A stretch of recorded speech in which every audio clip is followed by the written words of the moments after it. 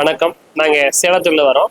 இங்கே பொங்கல் பண்டிகையை முன்னிட்டு ஜலகண்டபுரம் ஏரிக்கரை சவுண்டம்மன் கோவிலில் நடன நிகழ்ச்சி நடக்கிறதுனால எங்கள் பாப்பா ஜாயின் பண்ணிட்டு நடன நிகழ்ச்சியில் கலந்துக்கிறதுக்கு ஆர்வத்தோடு வந்திருக்கோம். எங்கள் பாப்பா நல்லா டான்ஸ் ஆட காரணத்தினால ஸ்டேஜ் ஏற்றுறதுக்கு முதல் முறையாக பண்ணிட்டு இருக்கோம். ரொம்ப மகிழ்ச்சியாக இருக்கிறது.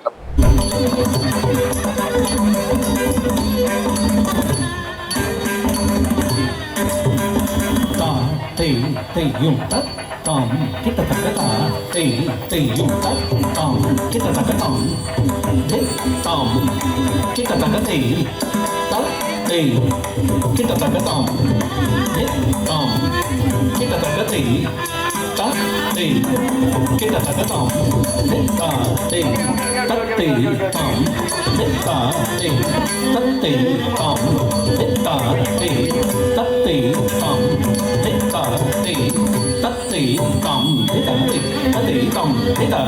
Tom, kita tak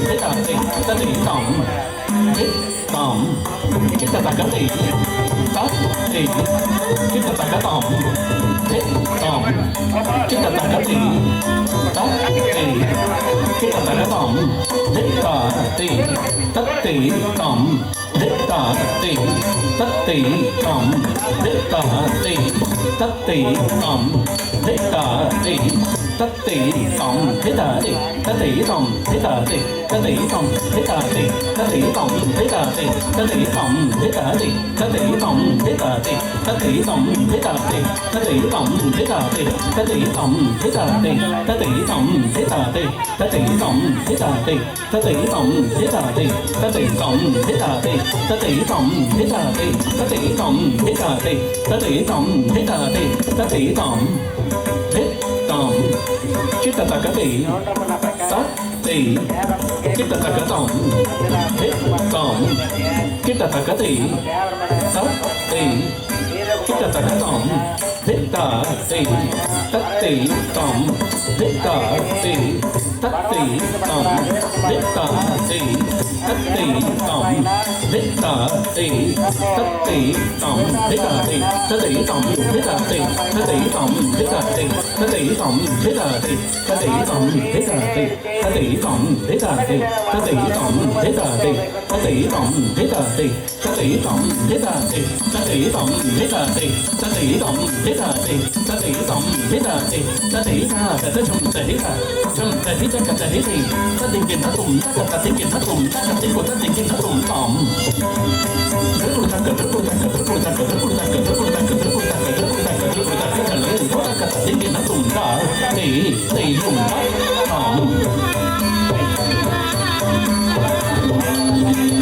சேலம் பக்தி டிவி யூடியூப் சேனல் லைக் பண்ணுங்க, ஷேர் பண்ணுங்க, மறக்காம சப்ஸ்கிரைப் பண்ணுங்க. வணக்கம் மக்களே, நான் தான் உங்கள் சவுண்ட் சந்தியா. நல்ல கண்டென்ட் மக்களுக்காக கொடுத்துட்ருக்காங்க. எல்லா துறைகள்ல இருந்தும் இந்த அற்புதமான ஒரு தேவையான கண்டென்ட் கொடுத்துட்ருக்காங்க. மறக்காமல் யூடியூப் சேனலை சப்ஸ்கிரைப் பண்ணுங்கள், கமெண்ட் பண்ணுங்கள், ஷேர் பண்ணுங்கள் அண்ட் மறக்காமல் லைக் பட்டனை ப்ரெஸ் பண்ணுங்கள். தேங்க்யூ.